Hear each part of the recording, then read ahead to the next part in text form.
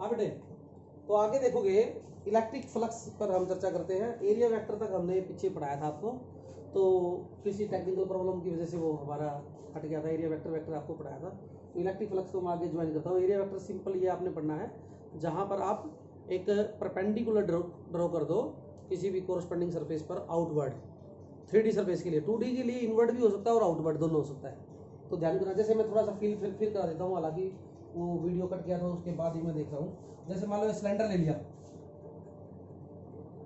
एक सिलेंडर ले लिया, इस सिलेंडर पर मान लो इसका कर्व्ड सरफेस है, तो इसका एरिया वेक्टर ये ऐसे निकलेगा बाहर आउटवर्ड। अगर ये यहाँ का पॉइंट लेना तो ये एरिया वेक्टर बाहर ऐसे निकलेगा बेटा, और इस पर एरिया वेक्टर यानी कि यूं बार यूं नहीं बन सकता इसका, इस पोर्शन पर एरिया वेक्टर आएगा ऐसे, कभी भी ऐसे एरिया वेक्टर नहीं बनेगा इस पोर्शन पर, ठीक है। आउटवर्ड टेकन एज आउटवर्ड, ठीक है। चलो कोई बात नहीं, आगे देखो। ये था हमारा एरिया वेक्टर का पॉइंट हमारा, जो कि हमने पिछले वीडियो में देखा था। अब देखिए नेक्स्ट पॉइंट पर चर्चा करते हैं, और बड़ा इंपॉर्टेंट टॉपिक है हमारा इलेक्ट्रिक फ्लक्स। इलेक्ट्रिक फ्लक्स क्या होता है, पहले तो डेफिनेशन समझो कि the number of field lines passing perpendicular to a plane surface, यानी कि जितनी नंबर ऑफ फील्ड लाइंस होगी वो किसी, और वो भी perpendicular to a plane surface, किसी भी सरफेस के ऊपर के से जो परपेंडिकुलरली जितनी भी फील्ड लाइंस गुजरती है, that number of total number of electric field lines is called the electric flux. Electric flux का जो सिंबल है वो हम फाई से रिप्रेजेंट करेंगे, फाई ई लगा देना, E for electric, phi symbol याद रखना। तो याद रखना कि टोटल फील्ड लाइंस जो पास करे, और वो पास करने की कंडीशन भी ये है परपेंडिकुलर होनी चाहिए प्लेन सरफेस के साथ, पैरेलल नहीं होनी चाहिए, ठीक है। परपेंडिकुलर टू प्लेन सरफेस या एरिया वेक्टर के पैरेलल होनी चाहिए। अभी ये चर्चा करेंगे, आपको समझ में आएगा, फील कराएंगे आपको।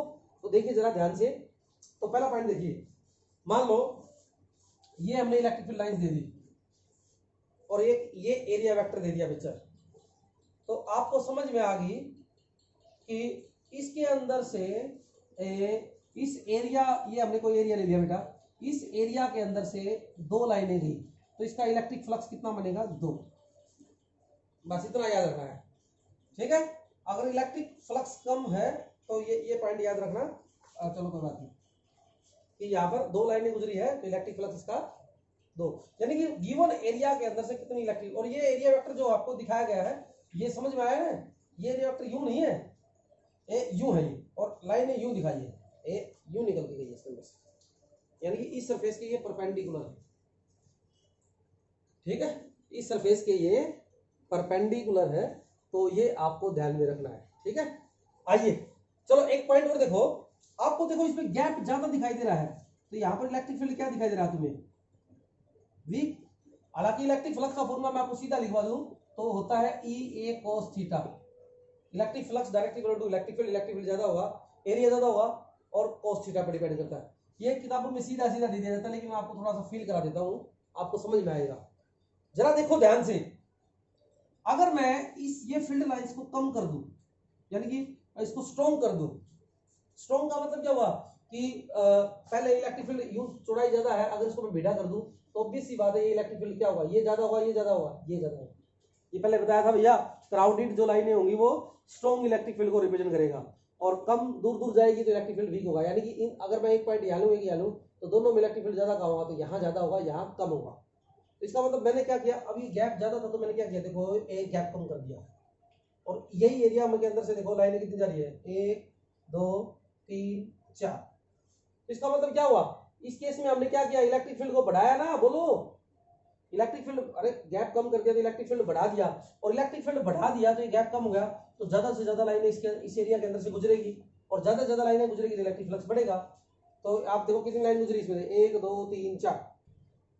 इसका मतलब क्या हुआ, इलेक्ट्रिक फील्ड बढ़ाया, अरे कम गैप रहा तो इलेक्ट्रिक फ्लक्स क्या हो गया, बढ़ गया। तो इसका मतलब इस कार्य से क्या शिक्षा मिली, electric flux directly proportional to electric field.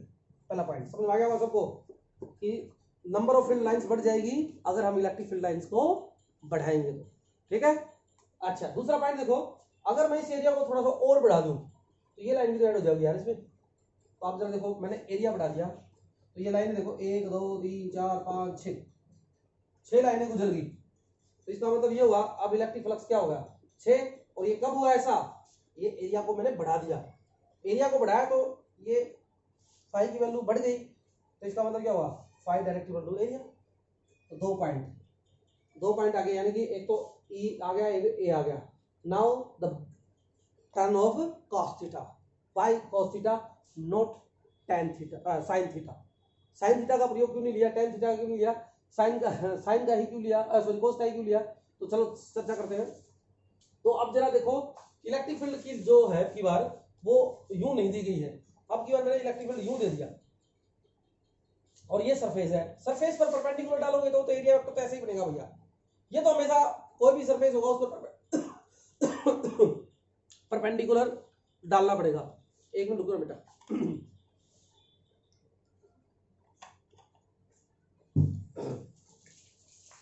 हमेशा ध्यान करना, एरिया वेक्टर तो हमेशा क्या रहेगा, कोई भी सरफेस होगा उस पर एक परपेंडिकुलर डालो, ये तो रहेगा ही। अब ये रह गया हमारा ई, मान लो इन दोनों के बीच में एंगल थीटा है तो ऑब्वियस सी बात, इस ई के दो कंपोनेंट बनेंगे, ई cos थीटा और ई sin थीटा। और कंडीशन मैंने आपको बताई थी कि जो फील्ड लाइंस होनी चाहिए वो passing perpendicular to a plane surface, यानी कि ये तो इस सरफेस के अंदर से गुजर रही है, और आपको बताया था फील्ड लाइंस इसके परपेंडिकुलर होनी चाहिए। परपेंडिकुलर तो यही बनेगी बेटा एरिया वेक्टर की डायरेक्शन में ही, समझ में आई बात। और वो कौन सा आया, ई cos थीटा ही आया। तो आपको हमेशा लेना है, अगर इलेक्ट्रिक फील्ड आपको इंक्लाइन में देनी है तो इलेक्ट्रिक फील्ड का वो कंपोनेंट लेना है, हिंदी में लिखो, वो कंपोनेंट लेना है जो कि एरिया वेक्टर की डायरेक्शन में हो, एरिया वेक्टर की डायरेक्शन में हो, ठीक है भैया। यानी कि ये देखो ई और एरिया वेक्टर है ये, तो ई का कौन सा कंपोनेंट, तो ये आ गया ना इसका, ई इसकी डायरेक्शन में, एरिया वेक्टर की डायरेक्शन में। तो अब तीन एनालिसिस कर ली कि हमें पता चल गया कि इलेक्ट्रिक फ्लक्स जो है वो डायरेक्टली इक्वल टू ई है, ए है और अब cos थीटा है। तो तीनों को जोड़कर हमने क्या कर दिया, phi is equal to E A cos theta. अगर आप cos थीटा है तो इन दोनों के बीच में एंगल, तो आप इसको लिख सकते हो ई डॉट ए, और जब डॉट प्रोडक्ट है तो ऑब्वियस सी बात है ये क्या है, स्केलर क्वांटिटी है। अरे डॉट प्रोडक्ट है तो electric flux is a scalar quantity. अब नाउ द यूनिट, इसकी यूनिट होती है न्यूटन पर कूलम, न्यूटन पर कूलम। एरिया की यूनिट होती है मीटर स्क्वायर, अरे इसकी यूनिट होती है न्यूटन पर कूलम और इसकी यूनिट होती है एरिया की मीटर स्क्वायर। तो इसकी ऐसा यूनिट बन जाएगी बेटा न्यूटन मीटर स्क्वायर पर कूलम, या यूं लिख सकते हैं न्यूटन मीटर स्क्वायर पर कूलम। ओके, तो ये इसकी कुछ बेसिक्स बातें थी। अब मैं एक दो क्वेश्चन आपको इससे रिलेटेड करवा देता हूं और आपको और अच्छा सा फील हो जाएगा। चलो स्टार्ट करते हैं। सभी बच्चे इसको पॉज करके उतार लेंगे, मिटाने जा रहा हूं।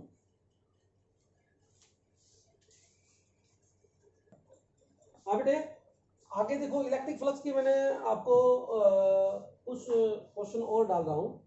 तो और इसकी साइड मान लो हमारी यहाँ पर ए लीजिए, ए साइड। तो अब क्वेश्चन ये आया, इलेक्ट्रिक फील्ड जो दी गई है वो हमारी अलोंग एक्स एक्सिस दी गई है। तो अब आपसे क्वेश्चन पूछा गया, find electric flux for all 6 faces, 6 के 6 फेस। अरे कोई क्यूब है और क्यूब के 6 के 6 फेस में निकालना। क्यूब में 6 फेस होते हैं ना, डाइस होती है, जैसे हम लूडो खेलते हैं 1 2 3 4 5 6। तो अब सभी फेस के अंदर से आपको इलेक्ट्रिक फ्लक्स निकालना है, और इलेक्ट्रिक फील्ड जो दी गई है वो अलोंग एक्स एक्सिस गिवन ऐसे। जैसे मान लो इलेक्ट्रिक फील्ड है, ये मार्कर ऐसे जा रहा है, और ये मान लो हमारा ट्यूब है कोई, तो इसके अंदर से इलेक्ट्रिक फील्ड ये जा रहा है। तो इस फेस पर, इसके तो इस सरफेस पर तो ये क्या होगा, इनवर्ट इलेक्ट्रिक फील्ड यूं हो गया, एरिया वेक्टर तो बाहर आएगा ऐसे। इसके अंदर भी इलेक्ट्रिक फील्ड आएगा बाहर यूं, एरिया वेक्टर बाहर आएगा। ये इस फेस के लिए बताओ, एरिया वेक्टर आएगा यूं, एरिया वेक्टर यूं बाहर आएगा, और इलेक्ट्रिक फील्ड ये खुला खुला जो आपका मार्कर है, तो ये आएगा एरिया वेक्टर। इन दोनों में एंगल 90 डिग्री है, तो cos 90 जीरो बन जाएगा, तो इसका भी जीरो। अब इस पर भी आएगा तो ये भी तो 90 डिग्री है। इस फेस पर भी देखो जरा, इसका एरिया वेक्टर यूं, इलेक्ट्रिक फील्ड है यूं, तो ये भी 90 डिग्री है। अरे भाई ई है cos 90, या फिर इसके अंदर भी ऐसा आएगा 90। तो केवल 2 सरफेस ही काउंट करेंगे, एक ये और एक ये, और बाकी का तो इलेक्ट्रिक फ्लक्स निकलेगा ही नहीं। चलो मैं आपको थोड़ा फील और कराता हूँ जब तक आप सब तक समझ नहीं आइए। तो मान लो ये लिया एरिया, एक तो ये ले लिया, तो ये तो रह गया, इसका एरिया वेक्टर रहेगा ए ऐसे, तो इसको मैं बोल देता हूँ 1, इसको बोल देता हूँ मैं 2। तो एक का निकालता हूँ इलेक्ट्रिक फ्लक्स, ब्लैक बोर्ड दबे सभी का ध्यान रहे। इलेक्ट्रिक फील्ड है यूं और ए यूं है, फॉर्मूला था आपने पढ़ाया था ना, ई ए कॉस थीटा। जल्दी बताओ, ई की वैल्यू है ई, इलेक्ट्रिक फील्ड दे रहा है, ए है इसका एरिया, एरिया क्या हुआ इसका, ए है, ए गुना ए यानी कि ए स्क्वायर।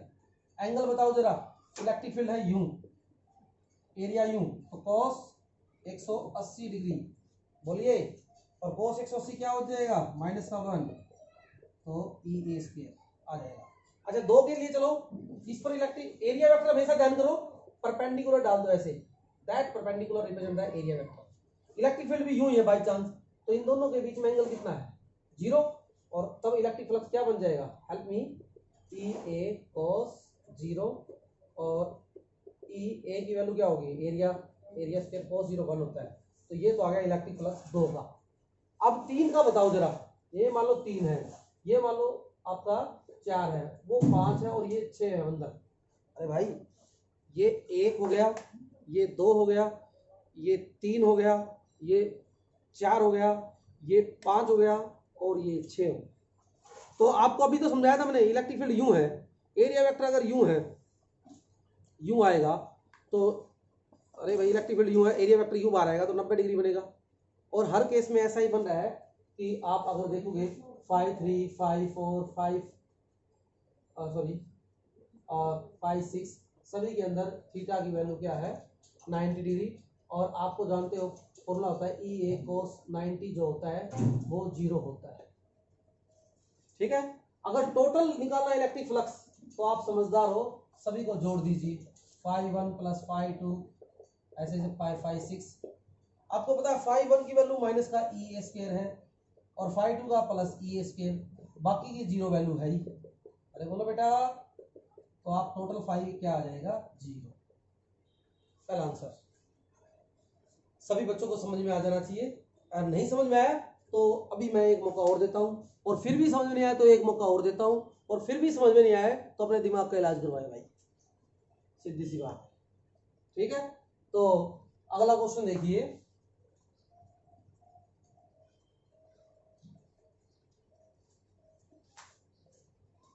सेकंड क्वेश्चन की तरफ चलते हैं बेटा।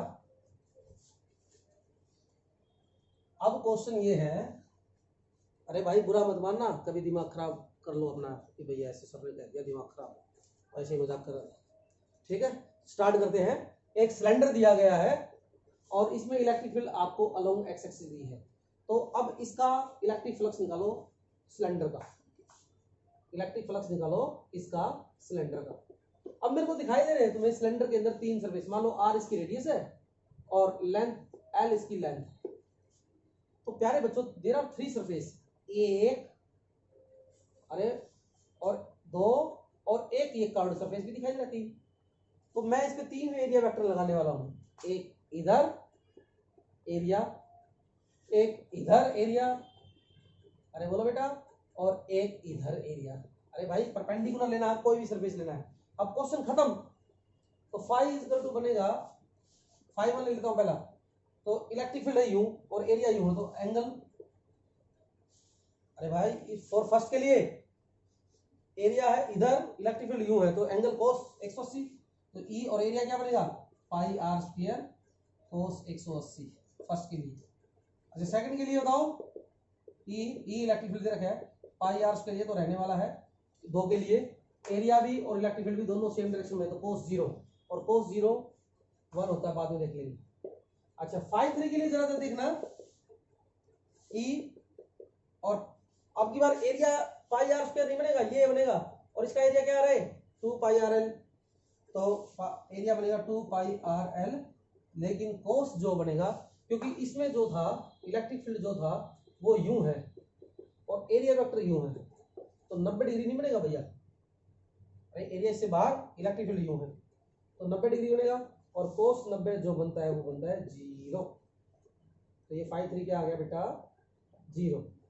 अब इसको सोल्व करो, तीनों को जोड़ दो, अच्छा इसकी वैल्यू कोस ये आ जाएगी 5 टोटल 5 1 प्लस 5 2 प्लस 5 3 जोड़ो इसकी वैल्यू आएगी ई पाई आर स्क्वायर कोस 180 होता है -1 प्लस कोस 0 होता है 1 तो ये बन जाएगा ई पाई आर स्क्वायर प्लस इसका वैल्यू क्या होता है 0 तो ये आ जाएगा 5 टोटल जो रहेगा वो 0 के बराबर पूरा सिलेंडर का इलेक्ट्रिक फ्लक्स क्या आ जाएगा 0 के बराबर। अगर अलग अलग पूछ ले सर एक के लिए तो ये बन जाएगा एक के लिए, दो के लिए हो जाएगा, तीन के लिए पूछा जाए तो ये रहेगा। ठीक है, अगर टोटल पूछा तो 0 आ जाएगा। चलिए आज का इसमें एक आखिरी क्वेश्चन करते हैं, उसके बाद फिर मैं एक बड़ा बढ़िया डेरिवेशन करवाने वाला हूँ। चलो देखते हैं, आज का सुपर क्वेश्चन है, मिटाने जा रहा हूँ। ठीक है, देखिए ये गॉस थ्योरम के न्यूमेरिकल्स आगे ये जो टॉपिक मैं आपका बेस बना रहा हूँ बच्चों, ये गॉस थ्योरम का बेस है और उसके बाद गॉस थ्योरम की एप्लीकेशन पढ़ेंगे। और गॉस थ्योरम अच्छी पढ़ोगे तो इलेक्ट्रिक फील्ड हर पॉइंट पर आपको समझ में आ जाएगी कि किधर कौन सी रहेगी, और इलेक्ट्रिक फील्ड निकालने के बाद उसी का यूज करेंगे फिर इलेक्ट्रिक पोटेंशियल में। प्लीज याद रखना, अगर गॉस थ्योरम में इलेक्ट्रिक फील्ड नहीं समझ में आया तो इलेक्ट्रिक पोटेंशियल बिल्कुल समझ में नहीं आएगा, तो इसलिए ध्यान रखना। आगे के पॉइंट यहाँ से क्लियर होने वाले शुरू हो जाएंगे। तो स्टार्ट कर रहा हूँ, आगे देखिए। इसमें थर्ड न्यूमेरिकल देखिए बेटा।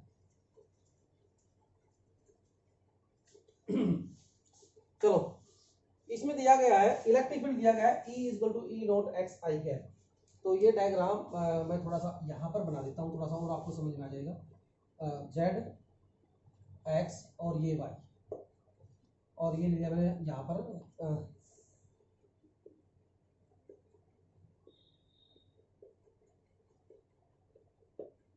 और इलेक्ट्रिक फील्ड जो दी गई है वो ऐसे ये पूरी के अंदर है E, ऐसे इसके अंदर से बना नहीं रहा हूँ क्योंकि डायग्राम में आपको दिखाई नहीं देगा।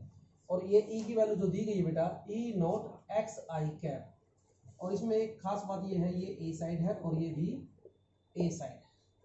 ठीक है, अब निकालो इलेक्ट्रिक फ्लक्स, निकालो क्यूब का।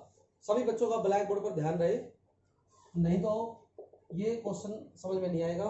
और ये क्वेश्चन समझना बहुत जरूरी है क्योंकि इससे रिलेटेड कई बार एनसीईआरटी में भी क्वेश्चन दिए गए और सीबीएसई के एग्जाम में भी काफी बार दिए गए हैं। इवन आईआईटी और पीएमटी में पहले जमाने में दिया करते, लेकिन अब सीबीएसई में क्वेश्चन काफी आ रहे हैं, 1-2 साल में मैंने नोटिस किया है।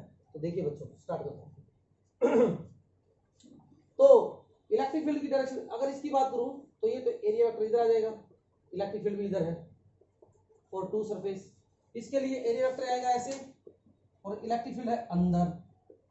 और बाकी के लिए आपको पता है ये 90 डिग्री बनने वाला, बार बार बताने की जरूरत नहीं होगी। फिर मैं वही उठाऊंगा, ये यूं गया एरिया वेक्टर यूं cos 180, इसमें इलेक्ट्रिक फील्ड भी यूं, एरिया भी 0, ये एरिया वेक्टर यूं, इलेक्ट्रिक फील्ड यूं 90 90 90 90, तो दो ही केस में रहेगा। तो बस इलेक्ट्रिक फील्ड इस सरफेस के लिए चलते हैं अपन, स्टार्ट करता हूं। तो इलेक्ट्रिक फील्ड क्या बनेगा फर्स्ट के लिए E नॉट एक्स की जगह क्या बनेगा बच्चों, ए दूरी पर है भैया तो ए, फ्लक्स निकालता हूं मैं, तो फॉर्मूला बनेगा E not A1 cos 180 degree. क्यों आई cos 180, एरिया इधर इधर, यस। E1 की वैल्यू कितनी भाई, ओरिजिन पर नहीं है, अब की बार दूर है, ये x वेरिएबल है यहाँ पर, तो ये a है, तो ये वैल्यू आ गई E1 की value E not A, yes. Area क्या होता है बेटा, लेंथ इनटू ब्रेथ, यानी कि एरिया का a स्क्वायर, अरे बोलो बेटा स्क्वायर का, और cos 180 होता है -1, तो ये तो आ गया फर्स्ट का इलेक्ट्रिक फ्लक्स। अब मैं निकाल रहा हूँ, ये फर्स्ट का ले लेता हूँ मैं। अब आओ सेकंड का निकालता हूँ। सेकंड के लिए E2 निकालो पहले, तो E नॉट x की वैल्यू कितनी है भाई, जरा ध्यान करो, पॉइंट पर हम जाएंगे, ए यहां से निकल रही है लाइन, ए यहां से, तो ये दूरी है a और ये है दूरी a, तो a और a, x की जगह क्या लिखूंगा 2a। अब 5 2 निकालो, चलो E2 A2 cos 0 डिग्री, क्यों, दोनों के बीच में एंगल 0 है, तो help me. E2 value 2E not A, area होता है a स्क्वायर और cos 0 होता है 1, तो 5 2 की वैल्यू आ जाएगी बच्चों 2E नॉट A क्यूब। और आपको पता है 5 3 5 4 5 5 और 5 6 ऑल हैव 0 वैल्यू। क्यों पता है आपको क्यों 0 है, क्योंकि आपको पता है थीटा जो है वो 90 है हर केस में, E और इसके बीच में एरिया वेक्टर के बीच में 90 डिग्री है। ठीक है, एंगल जो है, जो फाई एंगल है, थीटा जो एंगल है वो हमारा ये है, तो इसलिए 0 के बराबर आएगा। तो now the net electric flux, देखो सीधी सी बात है, फाई 1 प्लस फाई 2, अब सभी को जोड़ दो, ये तो सारा 0 है। ठीक है, फाई 1 की वैल्यू चलो माइनस का है, तो ये बनेगा माइनस का E naught a cube, good, plus phi 2 की वैल्यू अभी भी निकाल दीजिएगा, 2 ई नॉट ए क्यूब, और बाकी सारी वैल्यू 0 आपने बताइए। तो इसको सोल्व करो जरा, फाई जो टोटल आएगा 2 में से गया 1, तो ये बचेगा E naught a cube, this is your answer. ठीक है, अच्छा ये आपने करना है। एक क्वेश्चन मैं आपको होमवर्क के लिए दे रहा हूं, उसको आप घर पे करके लेके आना है। तो लिखिए, calculate the electric flux, calculate the electric flux linked with a side 0.5 centimeter, sorry 0.5 meter held parallel to xy plane,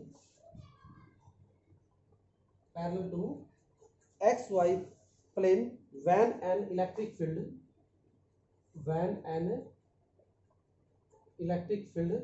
E is equal to, जो दिया गया है 2i cap plus 3j cap, 2i cap plus 3j cap into में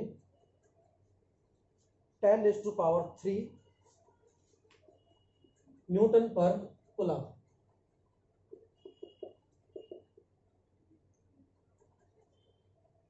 calculate calculate तो कर दिया, 2 i cap plus 3j cap into 10⁻³ newton पर coulomb exist in the region. तो बच्चों कैलकुलेट द इलेक्ट्रिक फ्लक्स करना, लिंक्ड विद साइड जो दे रखी 0.5 metre held parallel to xy plane when an electric field, ये दिया गया है एग्जिस्ट इन द रीजन्स। तो ये आपके लिए होमवर्क है, आप इसको घर पर ट्राई करना, कल मेरे को बताना, कमेंट करना। ठीक है, तब तक ऑल दी बेस्ट।